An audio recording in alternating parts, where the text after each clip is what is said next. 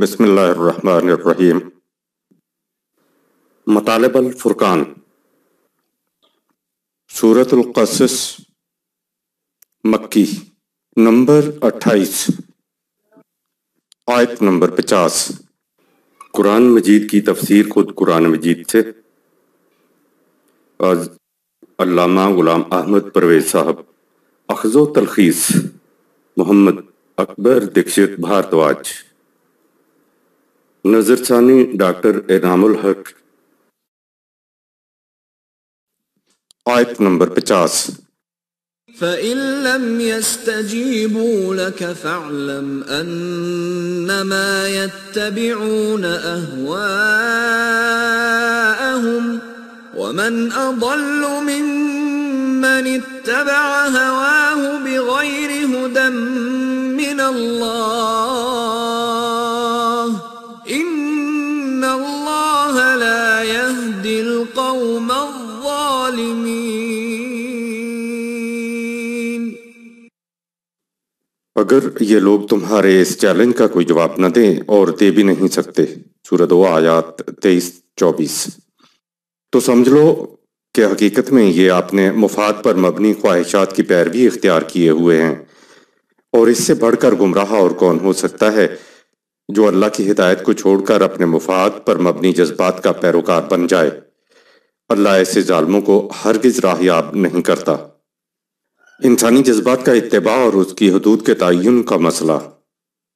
انما یتبعون اہواءہم، سورہ 28 آیت نمبر 50۔ جذباتی کیفیت میں علم و دانش اور عقل و بصیرت اور شعور انسان کا ساتھ چھوڑ جاتے ہیں۔ جذبات ان سب پر غلبہ پا لیتے ہیں۔ نرے جذبات کے تحت کام کرنے میں استدلال ریزن نہیں ہوتا۔ کوئی اعتراض کر سکتا ہے کہ قرآن جذبات کی اتنی مخالفت کرتا ہے، لیکن انسان کے عمل کا سارا دار و مدار تو جذبات پر ہوتا ہے۔ جب تک انسان کے اندر جذبہ پیدا نہ ہو تو وہ کسی کے لیے تیار ہی نہیں ہو سکتا۔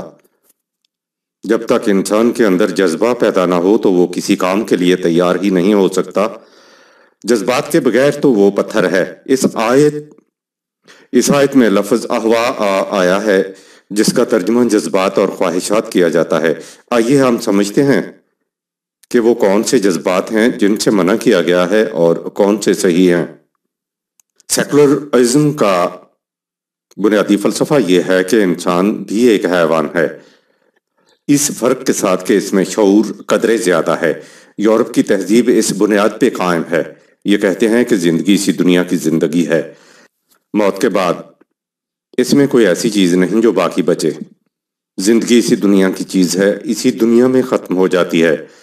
اس فلسفے کی روح سے جب زندگی اسی دنیا کی زندگی ہے تو پھر کسی قسم کی حدود و قیود کا سوال ہی نہیں ہے۔ پھر جو جذبات بھی آپ کے اندر پیدا ہوں ان کا اتباع کرتے چلے جائیے۔ یہ یونانی فلسفہ ہے جو مغرب میں عام ہو گیا ہے۔ اس نقطہ نظر سے ساری دنیا میں تباہیاں لاحق ہو رہی ہیں۔ پہلے تو افراد کے درمیان ہی کشمکش تھی، لیکن اب تو ساری دنیا عقول کی جنگ، بیٹل آف ویٹس میں مصروف ہے۔ دراصل انسانی عقل جذبات کی لونڈی ہے۔ اس کا فریضہ ہے کہ جذبات کی تسکین کے لیے راہیں سجھائے اور وسائل فراہم کرے۔ صوفی ازم انسانی جذبات کی نفی کرتا ہے۔ یہ فلسفہ بھی یونان ہی سے آیا۔ اس فلسفہ کے مطابق جتنی تباہیاں دنیا میں آ رہی ہیں وہ ساری جذبات کے ٹکراؤ سے آ رہی ہیں۔ اس لیے چاہیے کہ جذبات کو ختم کر دیا جائے۔ نہ رہے بانس نہ بجے بانسری، اسے نفس کشی کہا جاتا ہے۔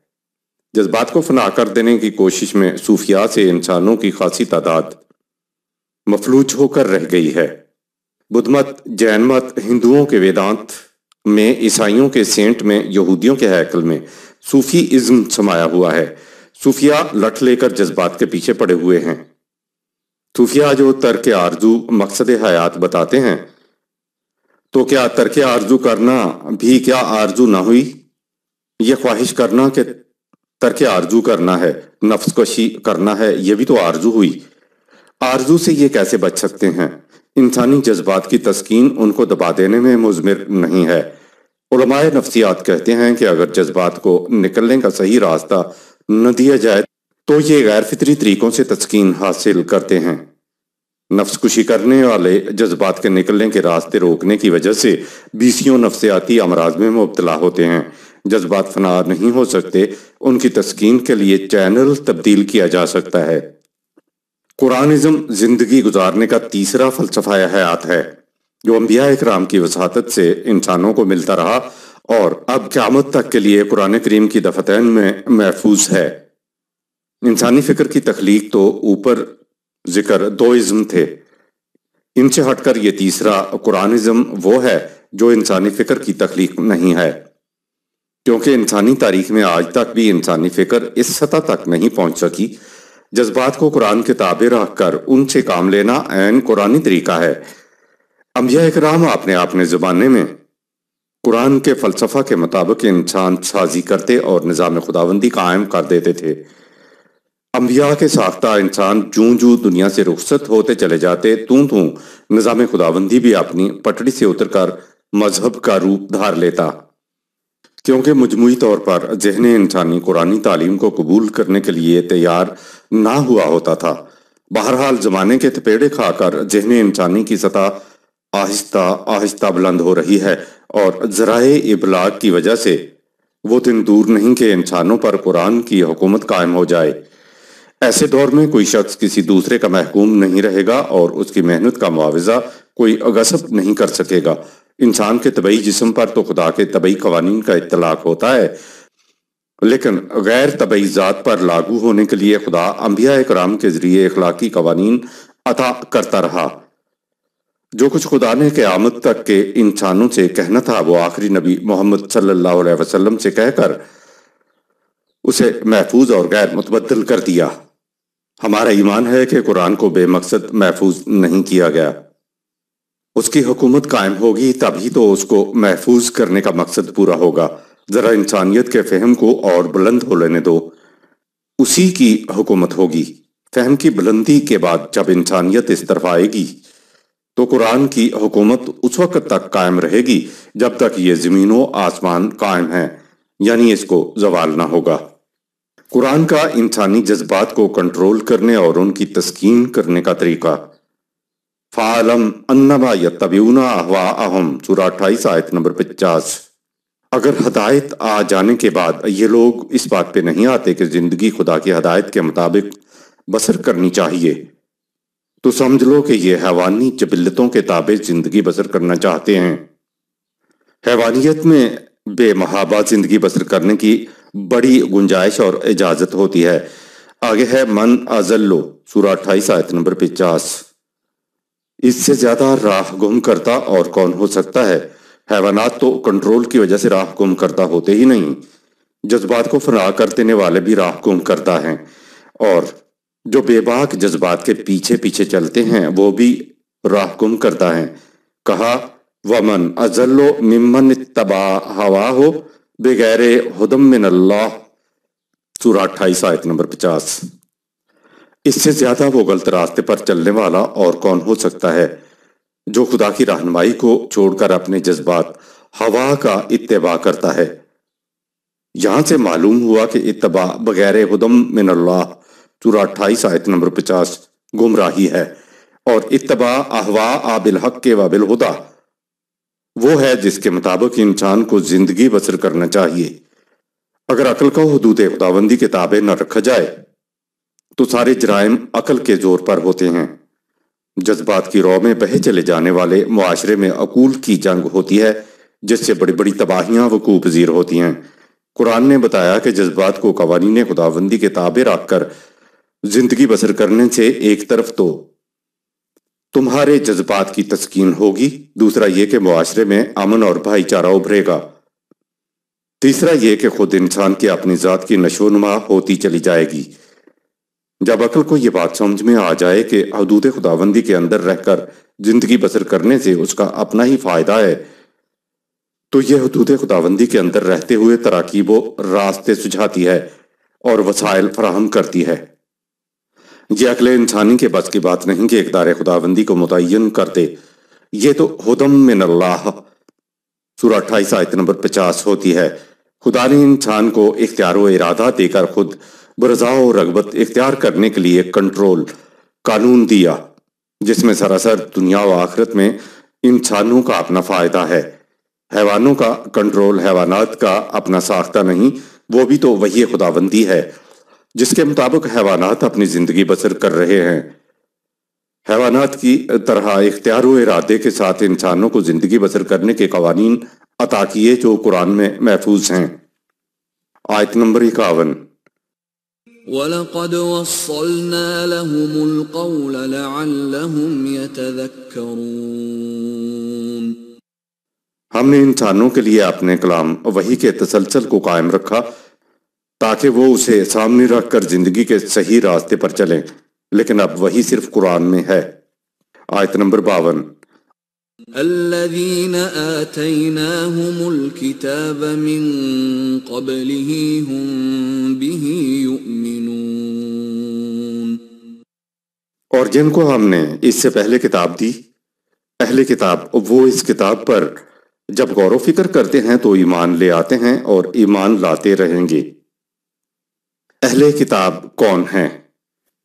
حضرت نوح علیہ السلام سے لے کر آخری نبی تک خدا کی طرف سے انسانوں کے لیے رہنمائی ملتی رہی، لیکن کچھ عرصہ بعد دین کے پیروکار ایک دوسرے پر حاوی ہو جانے کے لیے باغیم بینہم سورہ 42 آیت نمبر 14 دین میں تفرقے پیدا کر دیتے تھے۔ یوں دین مذہب میں تبدیل ہو جایا کرتا تھا۔ اہل کتاب کی اصطلاح قرآن نے بنی اسرائیل کے لیے استعمال کی، جنہوں نے اپنے دین کو مذہب بنا چھوڑا تھا اور خدا کے قوانین میں تحریف کر کے انہیں کچھ سے کچھ کر دیا تھا۔ ہم مسلمانوں کو بھی نبی اکرم صلی اللہ علیہ وسلم کی وساطت سے دین کی صورت میں قرآن ملا، کیونکہ اس کی حفاظت کا ذمہ خود خدا نے لیا ہوا ہے، اس لیے مسلمان اس کے متن میں تو کسی قسم کی تبدیلی نہ کر سکے۔ البتہ وضعی روایات کے ذریعے سے اس کے مفہوم کو کچھ سے کچھ کر کے انہوں نے بھی دین کو مذہب میں تبدیل کر دیا ہے۔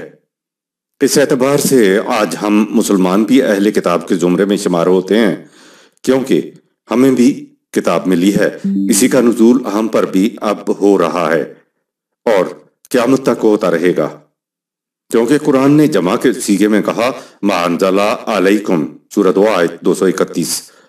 یہ قرآن پوری امت کے اوپر نازل ہوا ہے اور امت نے تو قیامت تک رہنا ہے۔ ایک اور جگہ پر ہے وما انزل علینا سورہ 3 آیت نمبر 84، اور ہم ایمان لائے اس پر جو ہم پہ نازل ہوا ہے۔ اس کے علاوہ قرآن نے ہمیں وارث کتاب بھی تو کہا ہے۔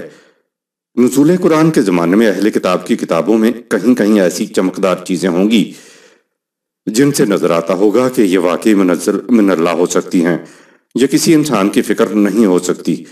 کہیں کہیں وہ ٹکڑے نظر آتے ہوں گے جو صداقت پر مبنی تھے۔ کہا یہ گیا ہے کہ اہل کتاب میں سے جو بھی منزل من اللہ حقائق کو مانتے ہیں وہ بھی اگر ضد تعصب اور گروہ بندی پر نہیں آئیں گے، کشادہ نگاہ سے قرآن پہ غور کریں گے، تو انہیں نظر آ جائے گا کہ اصول کے اعتبار سے یہ وہی دین ہے جو اس سے بیشتر ان کے انبیاء کرام کو دیا جاتا رہا تھا۔ اس لیے ان کے متعلق کہا گیا کہ غور و فکر سے کام لے کر یہ اس حقیقت کو تسلیم کر لیں گے کہ اس کتاب کا سرچشمہ بھی وہی خدا ہے جو بنی اسرائیل کے انبیاء کی طرف رہنمائی بھیجتا رہا۔ شرط یہ ہے کہ وہ خالی الذہن ہو کر قرآن پر غور کریں۔ اس غور و فکر کے نتیجے کو اگلی آیت میں بیان فرمایا، آیت نمبر 53۔ وَإِذَا يُتْلَى عَلَيْهِمْ قَالُوا آمَنَّا بِهِ إِنَّهُ الْحَقُّ مِنْ رَبِّنَا إِنَّا كُنَّا مِنْ قَبْلِهِ مُسْلِمِينَ۔ اور جب ان اہل بصیرت اہل کتاب کے سامنے قرآن پیش کیا جاتا ہے تو یہ اس کی صداقت کا اقرار کرتے ہیں کہ یقیناً یہ ہمارے رب کی طرف سے حق ہے، ہم تو ان باتوں کو قرآن کے آنے سے پہلے سے ماننے والے رہے ہیں۔ خالی ذہن ہو کر قرآن پر غور و فکر کرنے کے بعد اہل کتاب کی کیفیت کا ذکر۔ اہل کتاب بشمول مسلمان کہہ دیں گے کہ ہم تو پہلے ہی اس قسم کی صداقتوں کے متعلق دل میں یہ سوچے ہوئے تھے کہ یہ واقعی خدا کی طرف سے ہے، اور ہم تو ان صداقتوں کے سامنے پہلے ہی سر تسلیم خم کرتے تھے۔ سورہ 28 آیت نمبر 53۔ قرآن کو سامنے رکھنے کے بعد اب یہ بات ہمارے سامنے آ گئی ہے کہ ہماری کتابوں خارج از قرآن کے اندر جو کچھ خلاف قرآن ہے وہ خدا کی طرف سے نہیں ہے، بلکہ وہ انسانوں کی آمیزش ہے۔ دیگر مذہب پرست اور مسلمان بھی جب خالی ذہن ہو کر قرآن کی طرف آئیں گے تو انہیں معلوم ہوگا کہ انہیں تو مذہبی پیشواؤں نے غیر خداوندی مواد میں پھنسایا ہوا تھا۔ حقیقی دین تو قرآن سے باہر کہیں نہیں ہے۔ آیت نمبر 54۔ أولئك يؤتون أجرهم مرتين بما صبروا ويدرؤون بالحسنة السيئة ومما رزقناهم ينفقون۔ اہل کتاب بشمول مسلمانوں میں سے ان لوگوں کو دوہرا اجر ملے گا۔ نمبر 1، جو قرآن پہ ایمان لا کر ثابت قدم رہے، اور نمبر 2، معاشرے میں انسانوں کی پیدا کردہ ناہمواریوں کو اپنے حسن عمل سے ہمواریوں میں بدلتے رہے۔ نمبر 3، اور جو کچھ ان کے پاس رزق ہے اسے نوع انسان کی پرورش کے لیے کھلا رکھتے رہے۔ مذہب پرستوں بشمول مسلمانوں کو قرآن کی طرف رجوع کرنے کا دوہرا اجر دیا جائے گا۔ ایمان تو مشرکین بھی لائے تھے، لیکن وہ کسی مذہب کے پیروکار نہیں تھے، سیکولر تھے۔ اسلام قبول کرنے پر ان کو کسی طرف سے نکو نہیں بنایا گیا، ان کی زندگی کو اجیرن نہیں بنایا گیا۔ قرآن کہتا ہے کہ اہل مذاہب بشمول مسلمان جو بھی صرف اور صرف قرآن کی طرف آئے گا اس کو دوہرا اجر ملے گا، اس بنا پر کہ انہوں نے بڑی استقامت کا ثبوت دیا۔ دیکھتے ہیں کہ اہل مذاہب میں سے خالص مسلمان بننے پر کیا مصائب ٹوٹ پڑتے ہیں، جس پر انہیں استقامت کا ثبوت دینا پڑتا ہے۔ دیکھنے میں آیا ہے کہ جو کسی مذہب کا پیروکار نہیں ہے وہ بات کو آن میرٹ لے گا، دلیل و برہان سے اس کے سامنے ایک بات کی وضاحت کر دی جائے تو وہ دیکھے گا کہ جو بات میرے سامنے پیش کی جا رہی ہے کیا وہ عقل و فکر دلیل و برہان کے معیار پہ پوری اترتی ہے یا نہیں۔ اگر پوری اترتی ہے تو وہ اسے قبول کر لے گا، اور قبول کر لینے کے بعد اسے کسی قسم کی مصیبتیں مشقتیں نہیں اٹھانا پڑیں گی۔ اس کے برعکس جو شخص کسی مذہب سے متعلق ہے تو پہلی بات تو یہ کہ مذہبی شخص اپنے مسلک کو چھوڑنے کے لیے تیار ہی نہ ہوگا۔ بہرحال اگر غور و فکر کرنے کے بعد وہ دین اللہ اختیار کرتا بھی ہے تو اس نے تو اسی معاشرے میں رہنا ہے۔ سوچئے معاشرے کے مذہبی لوگوں کی طرف سے کس قدر مخالفتیں ہوں گی۔ مذہب کی دنیا میں مسلمان رہتے ہوئے صرف عقیدہ یا مسلک ہی بدل لیا جائے تو پھر سوچئے کہ اس کا حشر کیا ہوتا ہے، کیا کیا مشکلات و مصائب اس کو جھیلنے پڑیں گے۔ ہمارے ہاں تو مرتد کی سزا قتل بتا کر اسلام کو چوہا دان بنا ڈالا گیا ہے کہ اس کے اندر تو آ سکتے ہیں لیکن اس سے باہر نہیں جا سکتے۔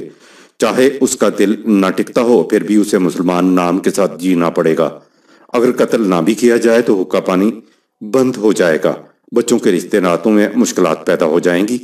ان مشکل حالات میں استقامت پر ثابت قدم رہتے ہوئے دین قبول کرنے پر قرآن کریم نے دوہرے اجر کی ضمانت دی ہے۔ تبدیلی مذہب تو ایک طرف اگر سواد اعظم سے ذرا سا اختلاف کر کے کوئی اور عقیدہ، کوئی اور نظریہ، کوئی اور مسلک اختیار کر لیتا ہے تو آپ نے دیکھا ہوگا ان کا کیا حشر ہوتا ہے۔ اس کو معاشرے میں نکو بنا دیا جاتا ہے، کوئی اس کا نام سننا پسند نہیں کرتا۔ ایسے حالات میں صداقت کو قبول کرنے کے لیے بڑی استقامت کی ضرورت ہوتی ہے۔ اس قسم کے مصائب سے قریش کو پالا نہیں پڑا۔ مسلمان ہونے کے بعد مشرکین سے شادی بیاہ بھی ہوتے رہے اور سابقہ رشتہ داریاں بھی برقرار رہیں۔ اگر انہیں مخالفت کا سامنا کرنا پڑا بھی تو وہ مذہبی نہیں بلکہ سیاسی مخالفت تھی۔ مدینہ میں اسلام کو غلبہ حاصل کرنے کے بعد البتہ باہمی رشتوں پر پابندی لگا دی گئی۔ زندگی کے حقائق کو تسلیم کرنے کی خاطر انسان کو کئی ایک کٹھن مناظر سے گزرنا ہوتا ہے۔ جو بھی دین اللہ کی طرف آنا چاہتا ہے اس کو سب سے پہلے باطل خیالات کو ذہن سے جھٹکنا ہوتا ہے۔ حق و باطل ایک جگہ جمع نہیں ہو سکتے۔ فتح مکہ کے وقت نبی اکرم صلی اللہ علیہ وسلم نے پہلے بتوں کو باہر نکالا، پھر اندر داخل ہوئے۔ بت اور خدائے واحد ایک جگہ پر نہیں رہ سکتے۔ اگر آپ کو غور و فکر سے قلب و دماغ کا اطمینان حاصل ہو گیا ہے کہ سچائی یہی ہے، تو برملا سچائی کو اختیار کرنے میں بڑی مشکلات اور مخالفتوں کا سامنا کرنا پڑے گا۔ آج بھی جو مسلمان اور دیگر اہل مذاہب صرف اور صرف قرآن کی طرف آئے گا تو اس کو دوہرا اجر ملے گا۔ آیت نمبر 55۔ وَإِذَا سَمِعُوا اللَّغْوَ أَعْرَضُوا عَنْهُ وَقَالُوا لَنَا أَعْمَالُنَا وَلَكُمْ أَعْمَالُكُمْ سَلَامٌ عَلَيْكُمْ لَا نَبْتَغِي الْجَاهِلِينَ۔ اور جب یہ لغو بات سنتے ہیں تو اس سے اعراض کرتے ہیں اور وہاں سے نہایت شریفانہ انداز میں دامن بچا کر گزر جاتے ہیں۔ سورہ 25 آیت 72۔ اور کہتے ہیں کہ ہمارے اعمال کے نتائج ہمارے لیے ہیں اور تمہارے اعمال کے نتائج تمہارے لیے ہیں۔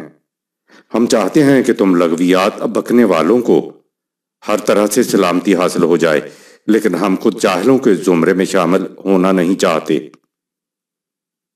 اہل کتاب بشمول مسلمانوں میں سے گنائی گئی خصوصیات کا حامل دوہرے اجر کا مستحق بنے گا۔ سابقہ مذہب کو چھوڑ کر آنے والوں کی چوتھی خصوصیت بتائی، وَإِذَا سَمِعُوا اللَّغْوَ أَعْرَضُوا عَنْهُ، سورہ 28 آیت 55۔ مخالفین کی طرف سے لغویات بکی جا رہی ہوں تو یہ ان سے اعراض برتتے ہیں اور کہتے ہیں قَالُوا لَنَا أَعْمَالُنَا وَلَكُمْ أَعْمَالُكُمْ، سورہ 28 آیت 55۔ جھگڑنے کی بات نہیں، جو تم کر رہے ہو اس کے نتائج تمہیں بھگتنے پڑیں گے، اور جو کچھ ہم کر رہے ہیں ان کے نتائج ہمارے سامنے آ جائیں گے۔ پانچویں خصوصیت یہ بتائی، سلام علیکم، سورہ 28 آیت 55۔ مسلک جدا ہو جانے کے باوجود ہمدردی کا یہ عالم ہے کہ اے لغویات بکنے والو، تم تباہی سے بچ جاؤ۔ یہ 5 خصوصیات اکٹھی لکھی جاتی ہیں۔ نمبر 1، جو قرآن پہ ایمان لا کر ثابت قدم رہے، اور نمبر 2، معاشرے میں انسانوں کی پیدا کردہ ناہمواریوں کو اپنے حسن عمل سے ہمواریوں میں بدلتے رہے۔ نمبر 3، اور جو کچھ ان کے پاس رزق ہے اسے نوع انسان کی پرورش کے لیے کھلا رکھتے رہے، سورہ 28 آیت 54۔ نمبر 4، اور جب یہ لغو بات سنتے ہیں تو اسے اعراض کرتے ہیں اور وہاں سے نہایت شریفانہ انداز میں دامن بچا کر گزر جاتے ہیں، سورہ 25 آیت 72۔ اور کہتے ہیں کہ ہمارے اعمال کے نتائج ہمارے لیے ہیں اور تمہارے اعمال کے نتائج تمہارے لیے ہیں۔ نمبر 5، ہم چاہتے ہیں کہ تم لغویات بکنے والوں کو ہر طرح سے سلامتی حاصل ہو جائے، لیکن ہم خود جاہلوں کے زمرے میں شامل ہونا نہیں چاہتے۔ آیت نمبر 56۔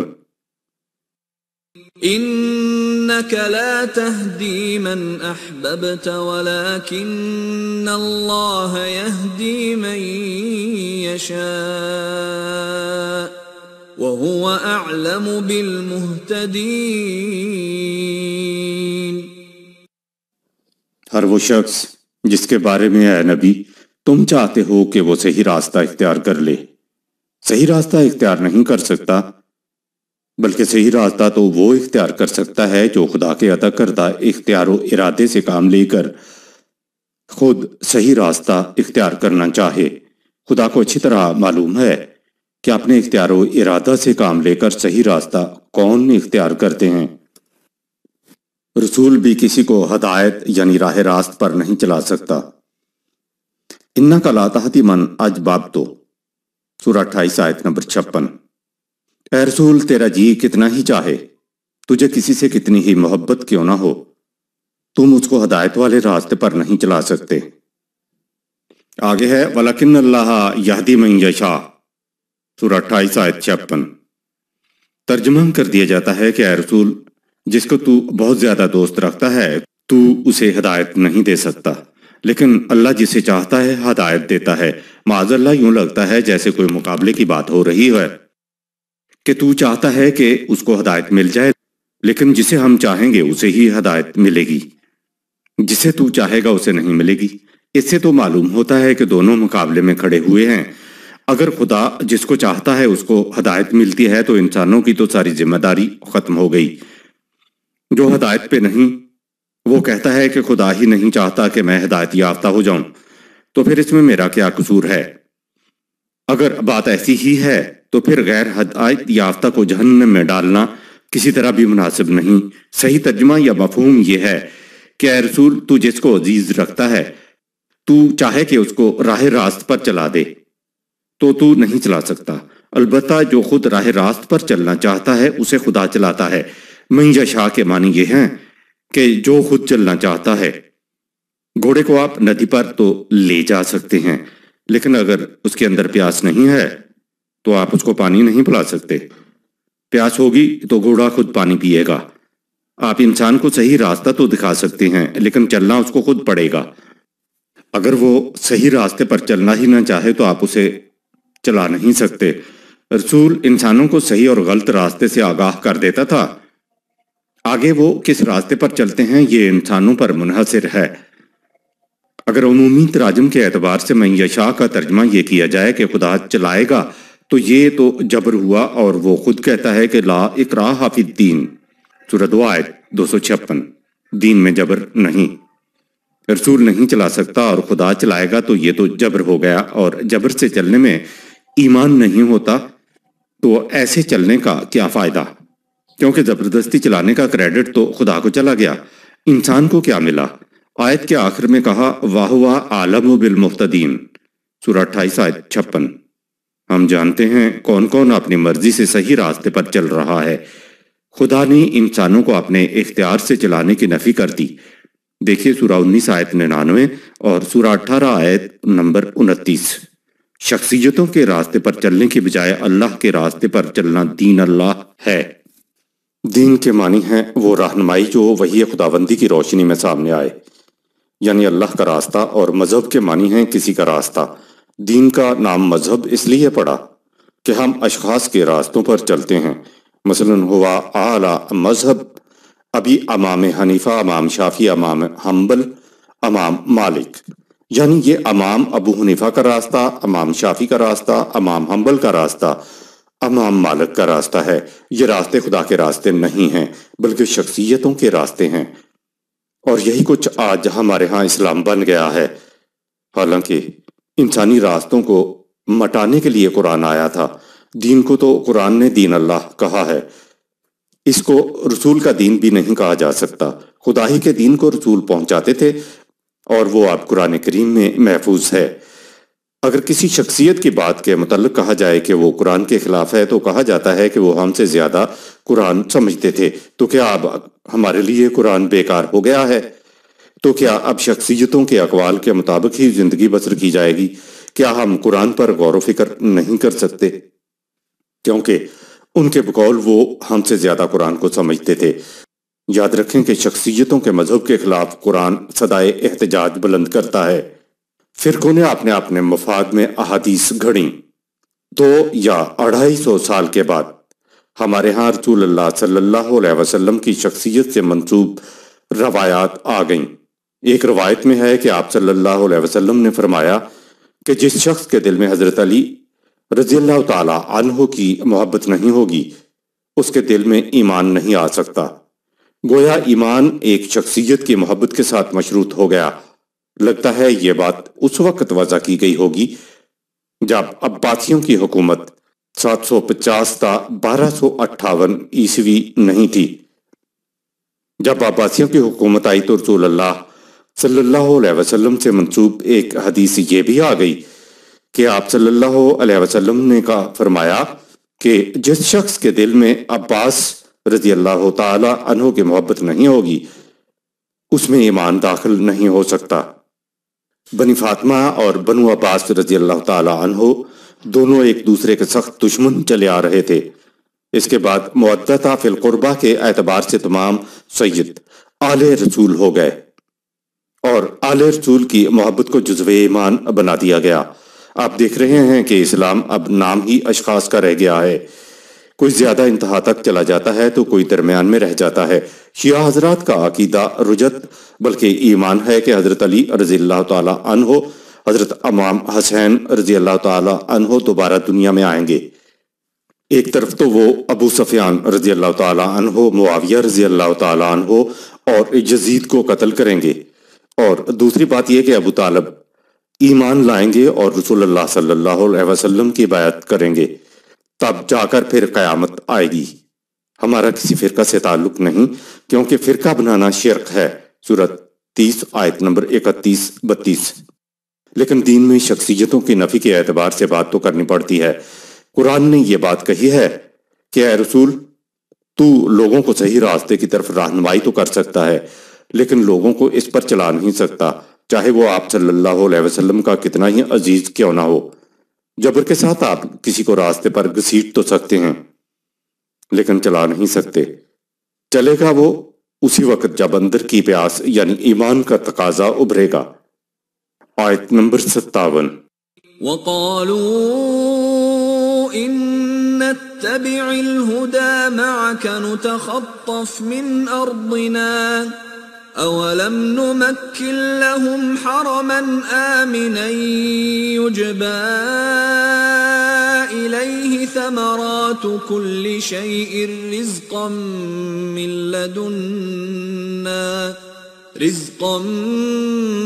لدنا ولكن أكثرهم لا يعلمون۔ یہ قریش کہتے ہیں کہ اگر ہم تمہارے ساتھ مل کر اس دعوت کے پیرو بن جائیں تو لوگ دشمن بن کر ہمیں اچک کر لے جائیں گے۔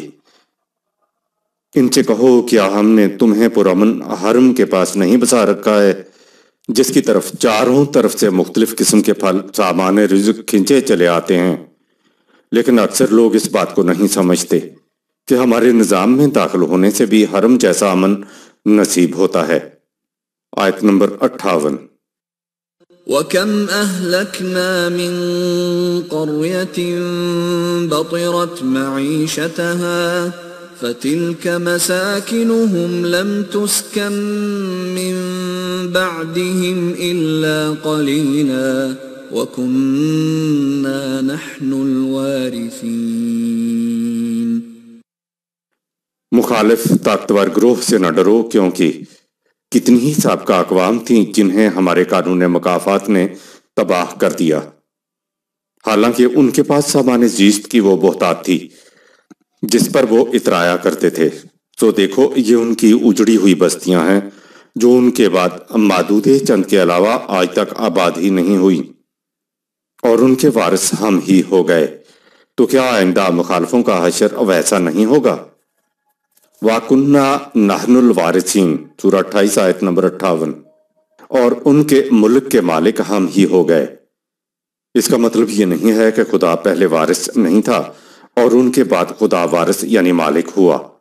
خدا تو ازل سے مالک ہے، معنی یہ ہے کہ ان کی ملکیت کو ان سے چھین لیا گیا۔ آیت نمبر 59۔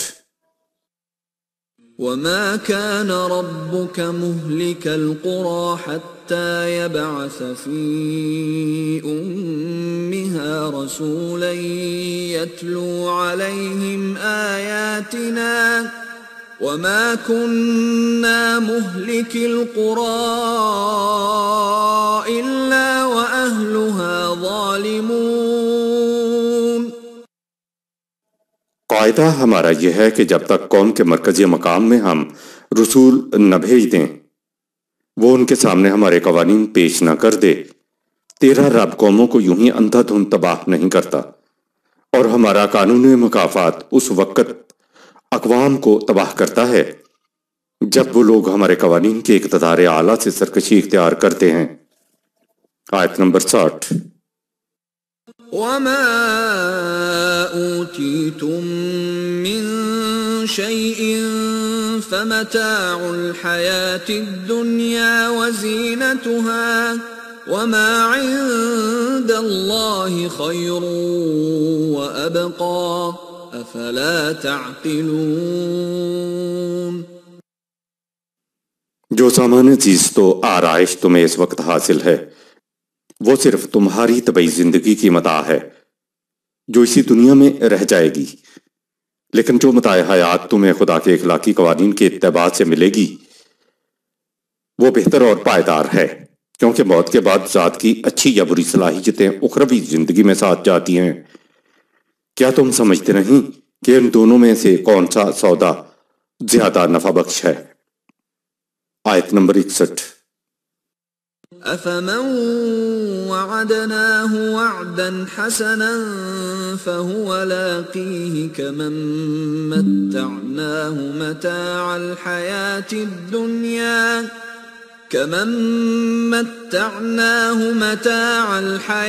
الدنيا ثم هو يوم القيامة من المحضرين۔ ایک گروہ تو مومنین کا ہے جس سے ہم نے خوشگوار وعدہ کیا ہوا ہے، اور ہمارا وعدہ حقیقت بن کر ان کے سامنے آنے والا ہے، جس کی روح سے انہیں دنیا کی خوشگواریاں اور سرفرازیاں حاصل ہوں گی۔ سورہ 24 آیت 55۔ اور اخروی زندگی کی سربلندیاں بھی۔ اور دوسرا گروہ مخالفین کا ہے جسے دنیاوی ساز و سامان تو ملا ہوا ہے، لیکن اخروی زندگی میں وہ مجرموں کی حیثیت سے ہماری عدالت میں حاضر کیا جائے گا۔ تو کیا یہ دونوں گروہ نتیجے کے اعتبار سے برابر ہو سکتے ہیں؟ آیت نمبر 62۔ وَيَوْمَ يُنَادِيهِمْ فَيَقُولُ أَيْنَ شُرَكَائِيَ الَّذِينَ كُنتُمْ تَزْعُمُونَ۔ تصور میں لاؤ جب مخالفین کو پکار کر کہا جائے گا کہ وہ تمہارے لیڈر اور پیشوا کہاں ہیں جن کی تم میرے قوانین کو چھوڑ کر اطاعت کیا کرتے تھے اور انہیں میری خدائی میں شریک سمجھا کرتے تھے۔ آیت نمبر 63۔ قال الذين حق عليهم القول ربنا هؤلاء الذين أغويناهم كما غوينا تبرأنا إليك ما كانوا إيانا يعبدون۔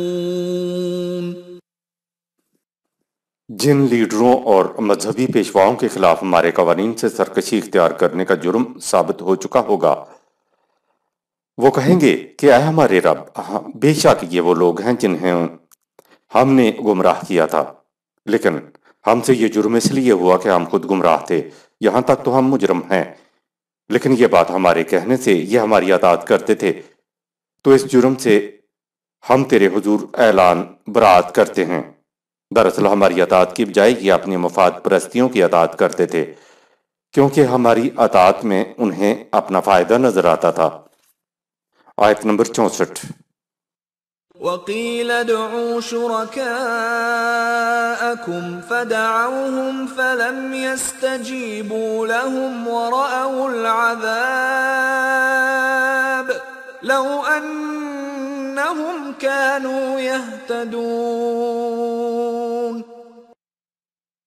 متبعین سے کہا جائے گا کہ تم اپنے ان لیڈروں اور مذہبی پیشواؤں کو بلاؤ جنہیں تم ہماری خدائی میں شریک سمجھا کرتے تھے۔ متبعین اپنے لیڈروں اور مذہبی پیشواؤں کو پکاریں گے، لیکن وہ ان کی بات کا کوئی جواب نہ دیں گے۔ وہ جواب کیا خاک دیں گے؟ وہ تو خود عذاب سے دوچار ہوں گے۔ اے کاش یہ لوگ راہ راست پر چلتے تو آج ان کا یہ حشر نہ ہوتا۔ آیت نمبر 65۔ وَيَوْمَ يُنَادِيهِمْ فَيَقُولُ مَاذَا أَجَبْتُمُ الْمُرْسَلِينَ۔ پھر خدا ان سے کہے گا کہ یہ بتاؤ جب ہمارے رسولوں نے تم تک ہماری دعوت پہنچائی تو تم نے ان کو کیا جواب دیا تھا؟ آیت نمبر 66۔ فَعَمِيَتْ عَلَيْهِمُ الْأَنبَاءُ يَوْمَئِذٍ فَهُمْ لَا يَتَسَاءَلُونَ۔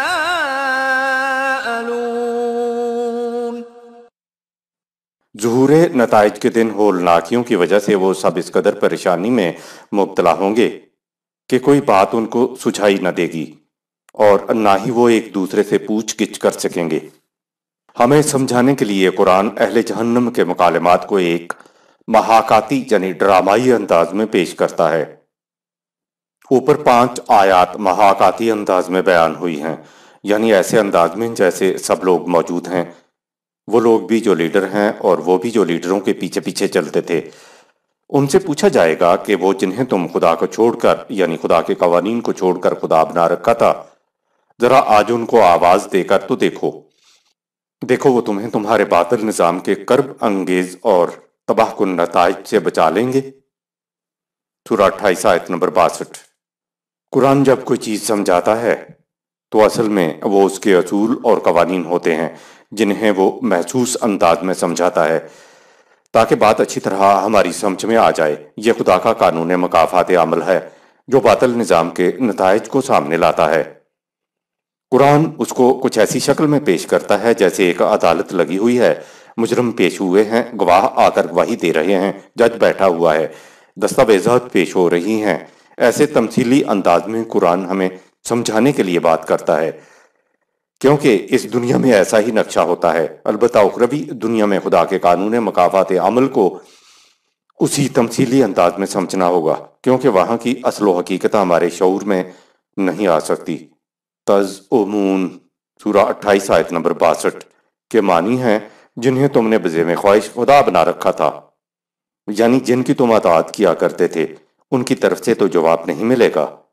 وہ لیڈر جو سمجھیں گے کہ آج تو پکڑے گئے، وہ کہیں گے کہ یہ تو جواب نہیں دے رہے ہیں۔ اصل بات یہ ہے کہ یہ وہ لوگ ہیں جن کو ہم نے گمراہ کیا تھا اور غلط راستے پر ڈال دیا تھا۔ اس میں ہمارا قصور بھی یہ ہے کہ ہم خود غلط راستے پہ چل رہے تھے، اس لیے ہمارے پیچھے آنے والوں نے اسی راستے کو اختیار کیا۔ سورہ 28 آیت نمبر 63۔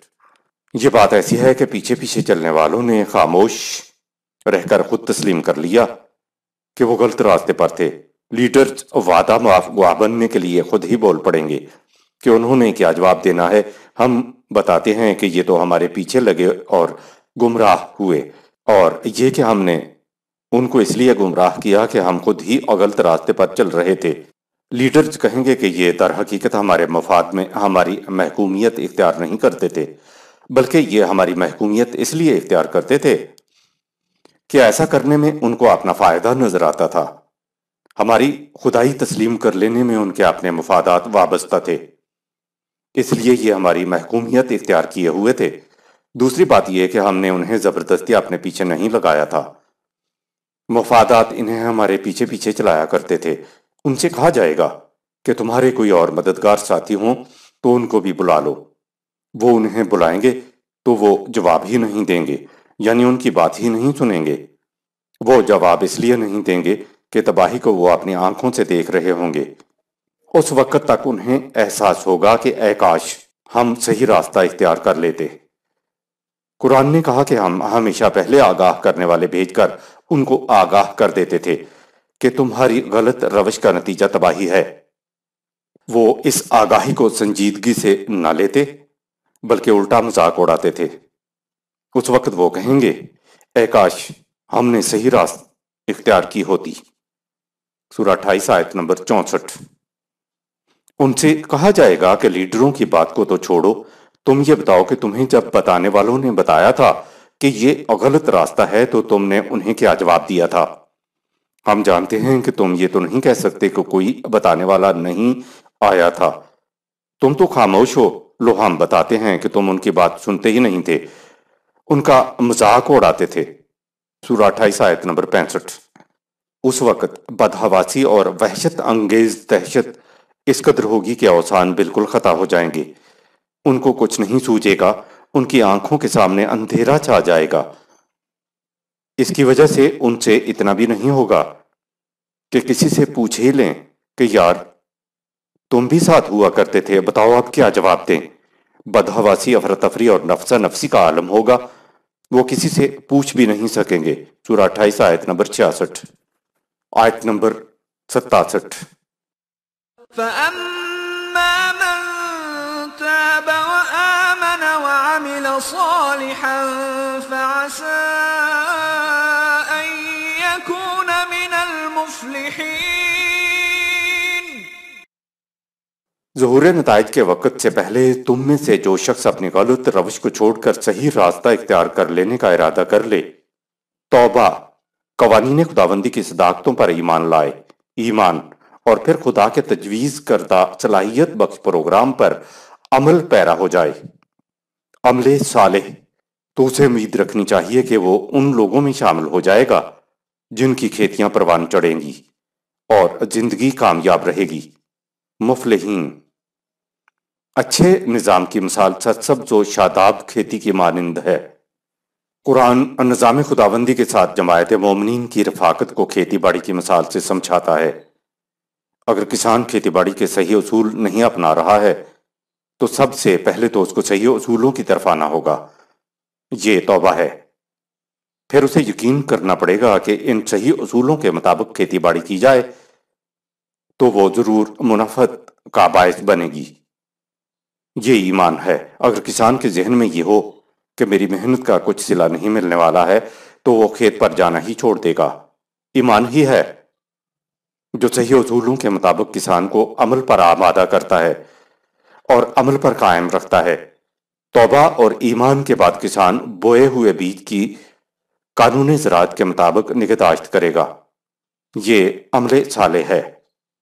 کسان کے عمل صالح سے کھیتی پروان چڑھ جاتی ہے اور گھر میں دانے آتے ہیں۔ یہ مفلح ہونا ہے۔ مفلحین وہ لوگ ہوتے ہیں جن کی کھیتیاں پروان چڑھ چکی ہوتی ہیں، یعنی جماعت مومنین۔ کھیتی باڑی میں یہ بھی ہوتا ہے کہ جس قسم کا بیج بویا جاتا ہے اسی کا پودا اگتا ہے۔ یہ کبھی نہیں ہوا کہ چنا بویا جائے اور گندم کا کھیت بن جائے۔ اس کا مطلب یہ ہے کہ انسان کے ہر عمل کا نتیجہ ہے، اچھے عمل کا اچھا نتیجہ اور برے عمل کا برا نتیجہ۔ یہ کبھی نہیں ہو سکتا کہ بد اعمال کا اچھا اور اچھے اعمال کا بد نتیجہ نکل جائے۔ یہ خدا کے قانون مکافات کی بات ہو رہی ہے جسے کھیتی کی محسوس مثال سے سمجھایا گیا ہے۔ آیت نمبر 68۔ وَرَبُّكَ يَخْلُقُ مَا يَشَاءُ وَيَخْتَارُ مَا كَانَ لَهُمُ الْخِيَرَةُ سُبْحَانَ اللَّهِ وَتَعَالَى عَمَّا يُشْرِكُونَ۔ اور تیرا رب اپنے قانون مشیت کے مطابق کائنات کے مختلف چیزیں تخلیق کرتا ہے، اور جو چیزیں اس کے قانون ارتقاء کے مطابق زندگی میں آگے بڑھنے کی صلاحیت پیدا کر لیتی ہیں انہیں وہ اپنے قانون انتخاب طبعی کے مطابق آگے بڑھنے کے لیے منتخب کر لیتا ہے۔ اس انتخاب میں ان کو انسانوں اور اشیاء کو کوئی اختیار حاصل نہیں ہوتا۔ اللہ کا قانون حیات اس سے بہت بلند ہے کہ انسانوں کے وضع کردہ نظریات بھی اس میں شریک ہو جائیں۔ خدا کا فطری انتخاب کا عمل، پروسیس آف نیچرل سلیکشن۔ وَرَبُّكَ يَخْلُقُ مَا يَشَاءُ وَيَخْتَارُ، سورہ 28 آیت نمبر 68۔ اور تیرا رب اپنے قانون مشیت کے مطابق کثرت سے کائنات کے مختلف چیزیں تخلیق کرتا رہتا ہے۔ نظریہ ارتقاء کی بنیاد فطری انتخاب کا عمل ہے۔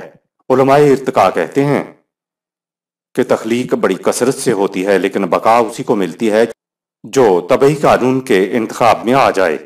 مثال کے طور پر بڑ ایک بہت بڑا درخت ہوتا ہے جس پر بہت بڑی تعداد میں بڑے کولر لگتے ہیں، اور ہر کولر میں تقریباً 500-600 بیج ہوتے ہیں۔ اگر تمام بیج بڑ بن جانے لگیں تو زمین پر بڑ کے علاوہ اور کوئی درخت نہ ہو۔ یہ خدا کا قانون انتخاب فیصلہ کرتا ہے کہ کس بیج نے اگنا ہے اور کس بیج نے ضائع ہو جانا ہے۔ بیج کا اگ جانا اور ضائع ہو جانا بھی خدا کے قانون کے مطابق ہوتا ہے۔ قانون یہ ہے کہ جس بیج میں زیادہ اگنے کی صلاحیت ہے وہ اگ جاتا ہے، اور جو بیج کمزور ہوتے ہیں وہ ضائع ہو جاتے ہیں۔ دوسری مثال یہ ہے کہ کسان چھانٹ بکھیر کے ذریعے بیج کو کھیت میں بڑی مقدار میں بکھیرتا ہے، لیکن کتنے ہی بیج کو پرندے چگ جاتے ہیں، کتنوں ہی کو چیونٹیاں کھا جاتی ہیں، کتنے ہی مطلوبہ گہرائی پر نہیں پہنچ سکتے، کتنے ہی مطلوبہ گہرائی سے زیادہ گہرائی میں چلے جاتے ہیں اور نہیں اگ سکتے۔ صحت مند بیج صرف وہ اگتے ہیں جن کی کاشت خدا کے قانون زراعت کے مطابق ہوتی ہے۔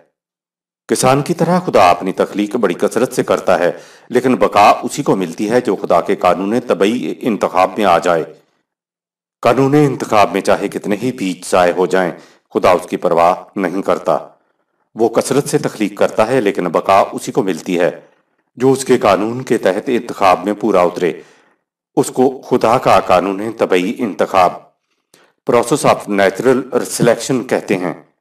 ایک اور بات بھی ہے کہ جس قسم کا بیج ڈالا جائے گا اسی کا کھیت اگے گا۔ یہ نہیں ہو سکتا کہ بویا گیا ہے تو چنا اور کھیت اگ جائے گندم کا، یعنی اچھے عمل بیج کا اچھا نتیجہ اور برے عمل بیج کا برا نتیجہ۔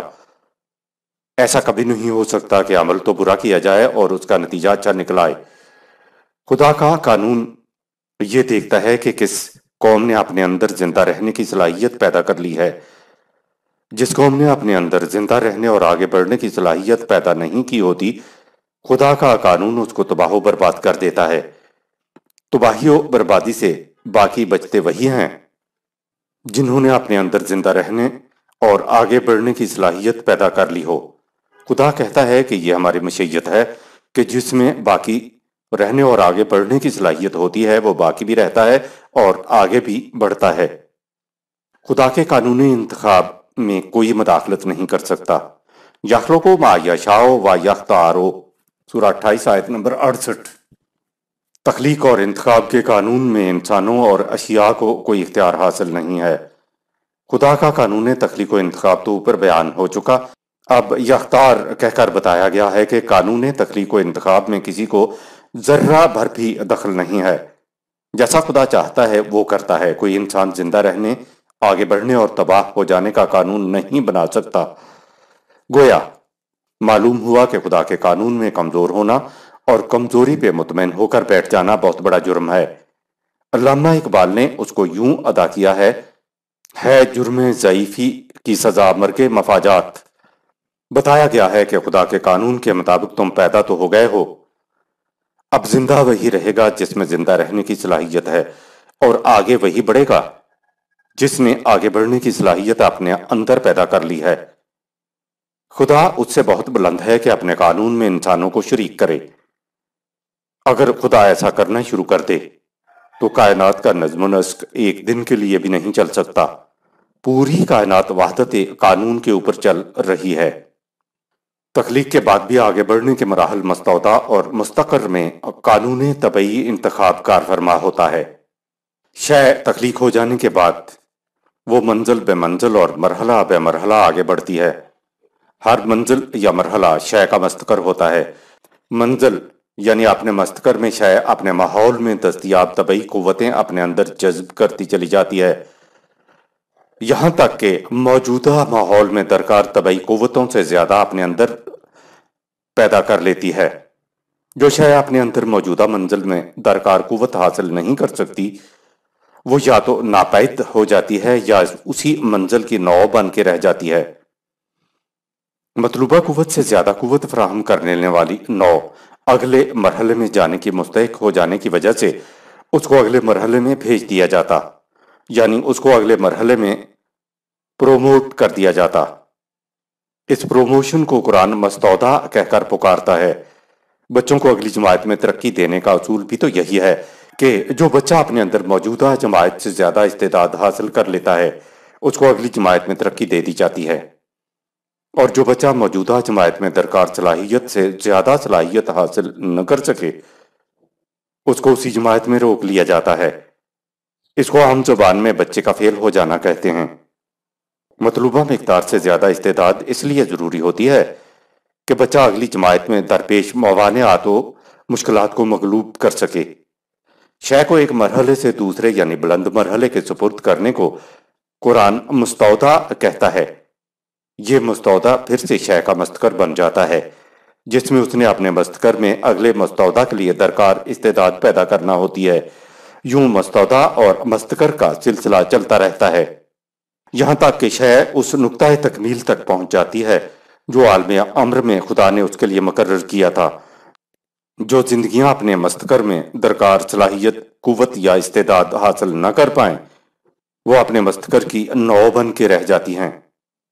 اگر زندگی اپنے مستقر میں درکار استعداد بھی حاصل نہ کر پائے تو وہ ناپید ہو جاتی ہے۔ مستودع اور مستقر میں بھی خدا کا قانون طبعی انتخاب جاری رہتا ہے جو زندگیوں کو اگلے مرحلے میں بھیجتا رہتا ہے۔ انسان کی غیر طبعی ذات میں بھی قانون انتخاب یعنی یختار رواں دواں ہے۔ انسان طبعی جسم اور غیر طبعی ذات سے مرکب ہے۔ तबई जिंदगी के मुतल्लिक तो ऊपर बात आ गई है, अब रह गई बात ज़ात पर। खुदा का कानून है इंतखाब के असरात। जो ज़ात तबई जिंदगी में अपने अंदर मतलूबा गैर तबई इस्तेदाद, क़ुव्वत या सलाहियत पैदा कर लेती है, वो अपने आप को अगले मगर बेहतर मरहले में जाने का मुस्तहिक बना लेती है। यह अगला मरहला जन्नत, उसका मस्तौदा प्रमोशन है, जिसके सुपुर्द नश्व नुमा याफ्ता ज़ातों को कर दिया जाता है। यह मस्तौदा यानी जन्नत फिर ज़ात की जिंदगियों का मस्तकर बन जाएगा, जहां से उसने मजीद इर्तिकाई मराहल तय करने होते हैं। इसके बरक्स जो ज़ातें तबई जिंदगी में अगले मरहले में दरकार गैर तबई कुव्वत हासिल न कर सकें, वो उखरवी जिंदगी में तो जाएंगी, लेकिन वो फेल होंगी, यानी वो रोक ली जाएंगी। रुक जाना ही उनका जहन्नम होगा। दुनिया में तो एक फेल तालिब इल्म अपनी इस्तेदाद बढ़ाकर अगली जमायत में तरक्की पा सकता है, लेकिन मौत के बाद ज़ात को ऐसा मौका फराहम नहीं किया जाएगा। यह है तख्लीक और याख्तार सिलेक्शन का मफहूम। तबई जिंदगियों को तो जिंदा रहने और आगे बढ़ने के लिए तबई कुव्वत, इस्तेदाद या सलाहियत की जरूरत होती है, लेकिन ज़ात यो गैर तबई शय है, उसको आगे बढ़ने के लिए गैर तबई कुव्वत या सलाहियत की जरूरत है। कवानीन खुदाबंदी के मुताबिक जिंदगी बसर करने से इंसानी ज़ात में अगले मरहले में दरकार कुव्वत, इस्तेदाद या सलाहियत हासिल हो जाती है। इसलिए खुदा ने ये करिया बस्ती बस्ती हर दौर में इंसानों की ज़ातों की नश्व नुमा के लिए अंबिया इकराम के जरिए कवानीन खुदाबंदी यानी रहनुमाई भेजी, और अब यह रहनुमाई मुकम्मल करके गैर मुतबद्दल करके क़यामत तक के लिए कुरान में महफूज कर दी है। आयत नंबर 69। وَرَبُّكَ يَعْلَمُ مَا تُكِنُّ صُدُورُهُمْ وَمَا يُعْلِنُونَ۔ तेरे रब का कानून ऐसा बारीक बीन और बा इल्म है कि जो कुछ लोग अपने दिल में छुपाते हैं और जो कुछ जाहिर करते हैं उसके नज़दीक सब जाहिर है। अटल नतीजा के तबई और इखलाकी कवानीन सिर्फ खुदा ही बना सकता है। यहाँ बताया गया है कि अब्दी और नतीजा खेजी में अटल तबई और इखलाकी कवानीन सिर्फ खुदा ही बना सकता है, क्योंकि वो न सिर्फ महसूस आमाल पे निगाह रखता है, बल्कि इंसानों के दिलों में गुजरने वाले ख्यालात से भी वाकिफ है। सोसाइटी का वो कानून जो इख्तियार खुदाबंदी के मुताबिक हो, अगर लोगों से आंख बचाकर उसकी खिलाफ वर्जी की जाए तो सोसाइटी का कानून मुजरिम को कोई सजा नहीं देगा, लेकिन खुदा के कानून मुकाफात की रूह से इस खिलाफ वर्जी के मुज़र असरात इंसान की ज़ात के ऊपर मरतब हो जाते हैं।